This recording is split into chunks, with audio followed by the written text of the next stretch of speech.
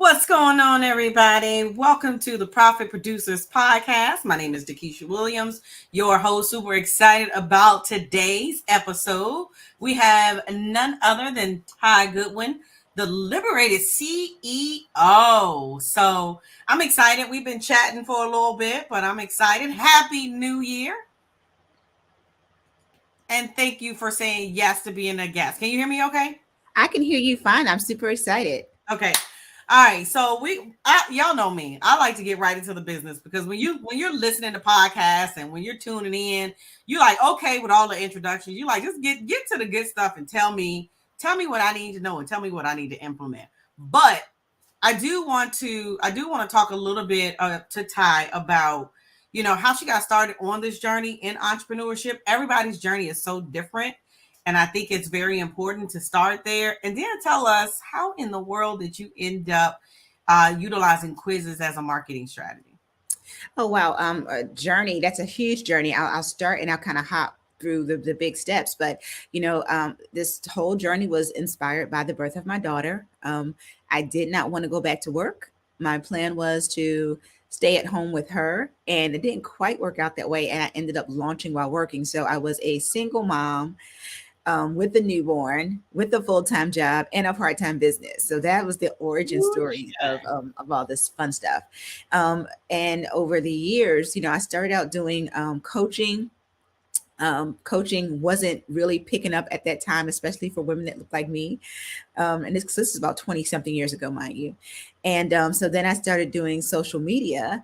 And from social media, that led to doing marketing for people and helping people with marketing and content creation and online courses, because that's what my background is in. In corporate America, I was an instructional designer, had courses that won awards, did instructional design, e-learning content courses. I actually have a master's degree in instructional design for online learning.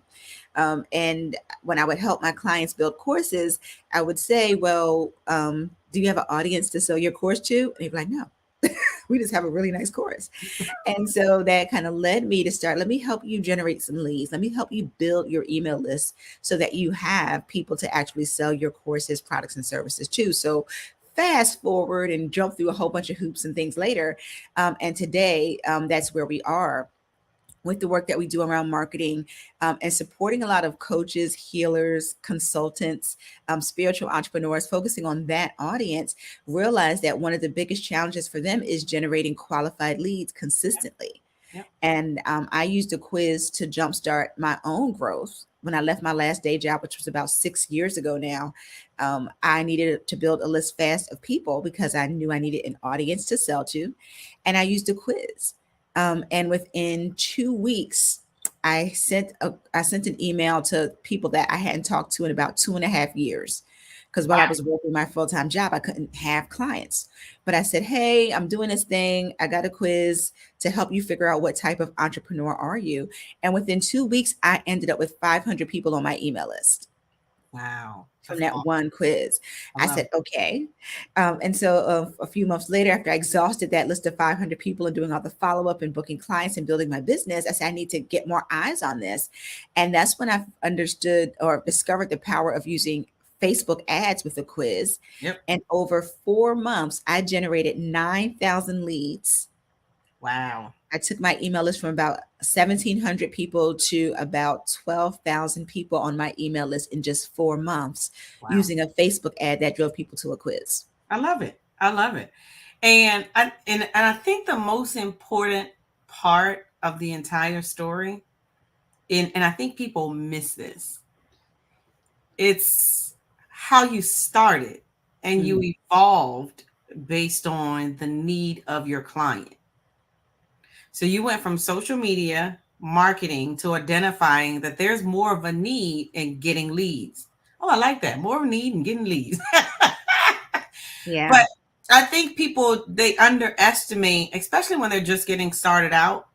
Like it's okay to evolve and move from one particular area when you identify, especially if you can relate to it and you've gotten the results like you did in your business, right? Yeah.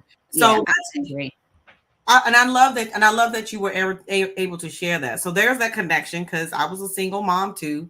left corporate America. Y'all know I say hashtag longest leave ever, right? Long leave of absence, okay? Um, so do you currently still have a quiz that you use to generate leads in your business, or are you focusing more on building it for your clients? We have several quizzes. I practice what I teach. Like, if I'm teaching people and showing them how to use quizzes, I gotta have quizzes. You know what I mean? Or I mean, I'm not going to teach people something that doesn't work for us. Like, I think that's not in integrity. So I Absolutely. practice what I teach. So we've got several quizzes, and the cool thing about quizzes is that we've got them for each step in the customer journey, right? Ooh, So we've okay. got a quiz, that says, what type of quiz is right for your business. That's for Okay. people who have already decided, right? That, I kind of want a quiz. I don't know which one to get. Okay. We've got a lead magnet before that, which is 151 quiz ideas for people they're just exploring the idea. Okay. Right. And then we've got other quizzes. We've got one for what's your Facebook ad soulmate, right? For people Ooh. who want to do their Facebook ads. And we've got another quiz about what type of automation will speed up your sales. I like that. Right. I And so like it's for people wherever they are in our journey, are they considering using quizzes? Or have they decided to use quizzes? Do they need more automation in their business, trying to figure it out? So we've taken a look at every step of our customer's journey. And that's part of the big thing with marketing, is understanding who your customers are that. and where Absolutely. they are. And we've created these little micro lead magnets, right, Mhm. for each Mhm. step of that journey. I love that. I love that. So not only does she teach it, but she lives by it as well. All right. So this is the Profit Producers Podcast. All right. So one of the things that I love about the Profit Producers Podcast, period, point blank, is you have to share at least one profit producing strategy that our clients or our audience can implement in their business right now. So let me go look in my little handy dandy. So, based on your expertise, can you share one profit producing strategy related to quiz marketing that our listeners can implement in their business right now? Absolutely. Don't just build a quiz, actually have an email sequence. Come on, somebody. You better Like, teach that. people do that. Well, they took the quiz and they're sitting there in your database or your repository, wherever you're keeping those leads. And like, well, that's great. But when's the last time you've talked to those people? Yep. Well, I sent them their quiz results. Well, no, you really need to implement that and then follow up with those people. It's not, you cannot be passive in this market. You have to be proactive. So make sure you've got an amazing email sequence that follows up with people after they take your quiz. I love that. That's excellent. Y'all heard it here. So, don't just implement the quiz, but do the follow up. That's funny. I just did a training last night. What's the 2 nights ago? Effective follow up. And, one of the things that is a stat out there, like 50% of the people that's going to listen to this episode will never follow up. It's like 48% of salespeople will never follow up. So Mm-hmm. don't leave any money on the table. All right. So the next piece of it is because you might sit back and you see Tai on, she's on social media, she's traveling, she's living her best life, right? They forget that you're human. Yeah, they do. We do. We forget that Uh-huh. you're human. So if you feel comfortable, share one of the setbacks that you've experienced in business um most recently that has just kind of taken you by surprise in business. The biggest setbacks that I've had have been with trying to figure out how to hire and who to hire. Mm. And I've had my biggest financial setback with that was having a $20,000 investment, paying somebody. Like, when you start to grow, and within the first 3 years, I hit multiple six figures in my business. And so you want to grow, you want to scale at that point, and Absolutely. so I'm like, I need to bring on, because my quiz was bringing in so many leads. My 151 quiz ideas. It's like, we still have that out there, and it brings in at least, I mean, we're spending like $20 a day, and we're bringing in like 12 to 15 leads every single day with that, That's awesome. That is absolutely yeah. awesome. Yeah. And so at a larger point, when we were doing challenges and all that kind of stuff. So it was quiz to webinar to challenge, all that whole funnel Oh, mapped y'all out. heard her. Did y'all hear her? She said keyword of the day. Come on, Webinar. I webinar. knew it. I knew it. Webinar. Yeah. Right. Because you have to keep like the conversation going. Right. So Yep. quiz, then you go to webinar, then we invite you to the challenge. We have that whole process. And I needed an appointment setter, and I needed a Mhm. salesperson, because I literally was having so many leads. that I could not follow up with them all. Wow.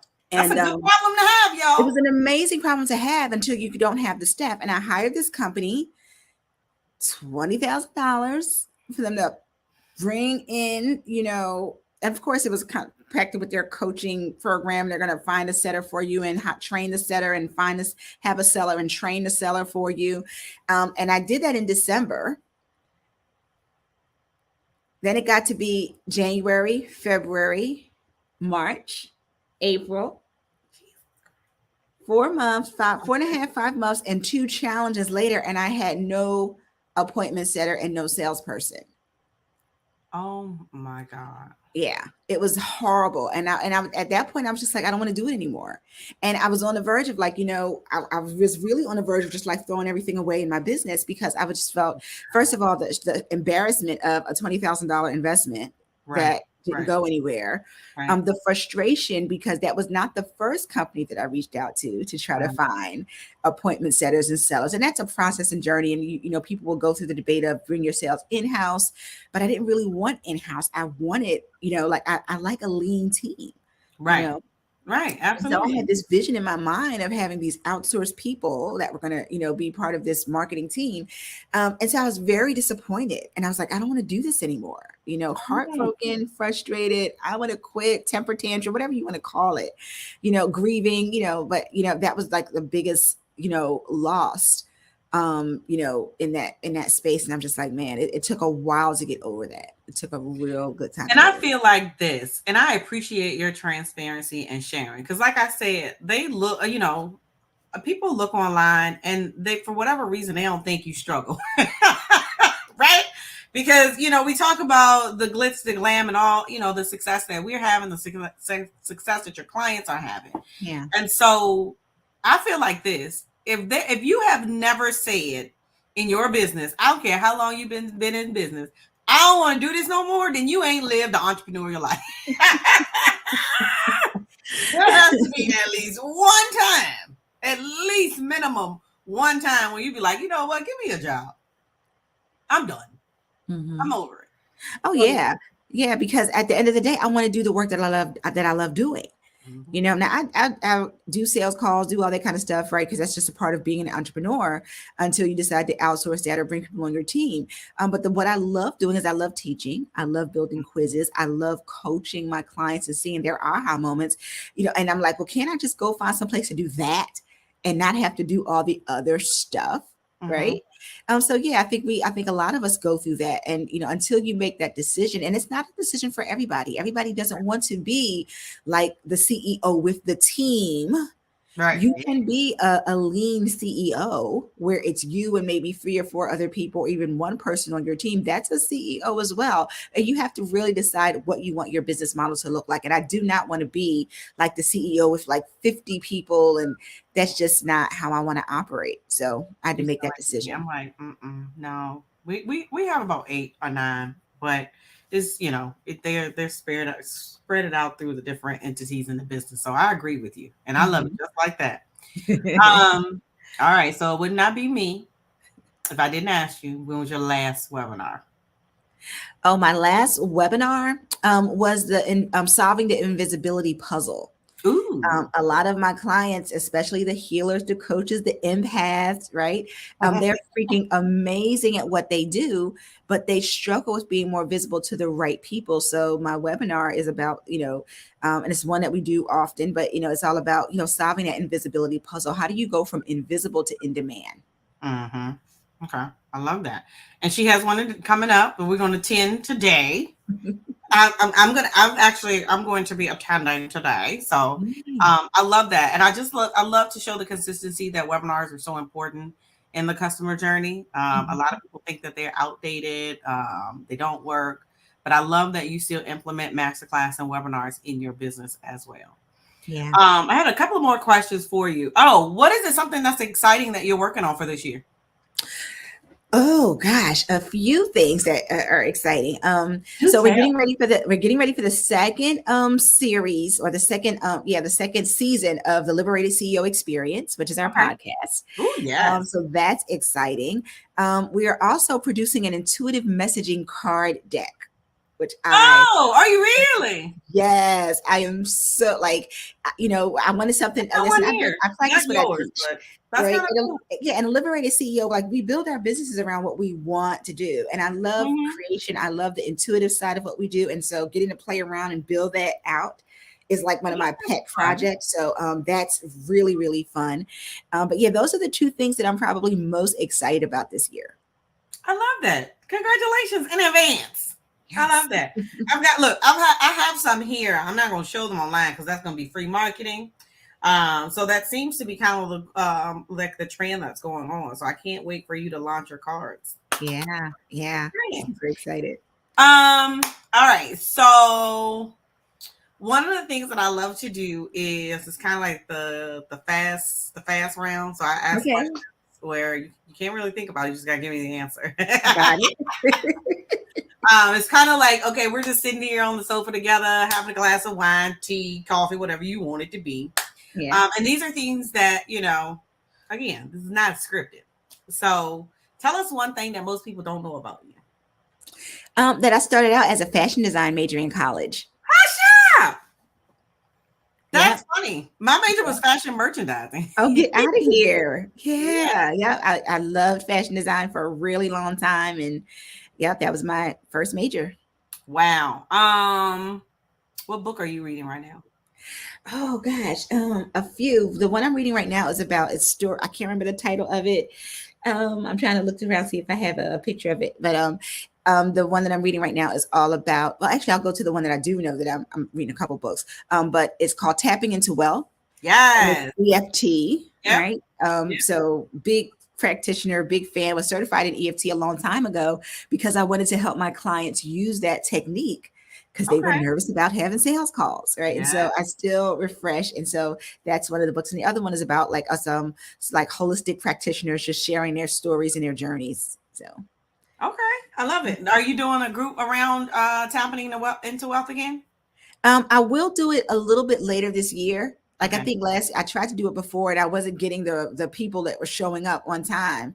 So I'm Hmm. like, you know what? We're going to make this a paid event because I'm not doing it for free and not having people There show. you go. Listen, listen, real talk, Yep. transparency, Yep. right? I want people that are serious about this, and which is why my focus this year, my spiritual entrepreneurs, my healers, my coaches, we got to get our mindset up. We got to get that healing up. We got to, work on the trauma things that keep us from charging more and being more visible. So for that audience, Mm. absolutely, we'll do that group. I love that. I love that. All right. What genre of music do you like listening to? Whew, I'm a um I'm a R&B Yes. girl, so give me some SWV, Brandy, give me Yes. that Voice to Men, like take me back to that era, Come and on. I'm happy. I'm I good. love it. I love it. I love it. Well, Ty, I appreciate you sharing your expertise with our audience today. Is there any last words or last strategies that you want to give our listeners today? Yeah, one of the things that I always say is that, it is up to us to be more visible. It is not our audience's job, to necessarily find us, right? Like they're there. It's our job. If you have a business, it is your responsibility and your obligation to make yourself as visible as possible to the people that need you. And so just like you can learn any other skill in your business, marketing is a skill that you can learn. And Absolutely. the biggest thing that you can do is invest in learning how to market, learn how to be visible to your ideal audience, and nurture and follow up with them until they convert into sales. I love it. I love it. I love it. All right. And so, how can everyone get in contact with you? Listen, I love connecting on social media, so they can find me on Facebook, Instagram, even somewhere on TikTok, LinkedIn. Not If you look, somewhere. yeah, somewhere out there. I got a few things out there, right? But you can find me. Just look for Tai Goodwin, TaiGoodwin. You can find me there, and then you can always, come hang out in our Facebook group called the Liberated CEO Community. You can always come hang out there with us, and we do a live every Friday. You can learn more about what we do and just hang out with some really cool folk. Cool. I love that. Well, again, thank you so much. And is there a gift that you want to give our listeners too? Yeah, so I'm gonna make sure you guys have the link. We have something called 151 quiz ideas, right? Mhm. And then I'll also give you another link for people that they've got ideas already, but they want to know what type of quiz is for them. So those are the two things that your audience will be able to access, and we'll make sure you get the link for that. Awesome. Yay. All right. Well, I won't hold you any longer. Again, thank you so much for your time and expertise. Again, my name is Dakisha Williams. Please make sure that you subscribe wherever you are watching or listening to the Profit Producers podcast. And listen, if you are struggling with getting leads, there should be a link that says www.createconsistentleads.com. We're going to look at putting a quiz up. How about that for the year? We're going to put a quiz back in place. Okay. All right. So again, as I sign off, be passionate, be purposeful, but more importantly, be profitable. I'll see you guys next time.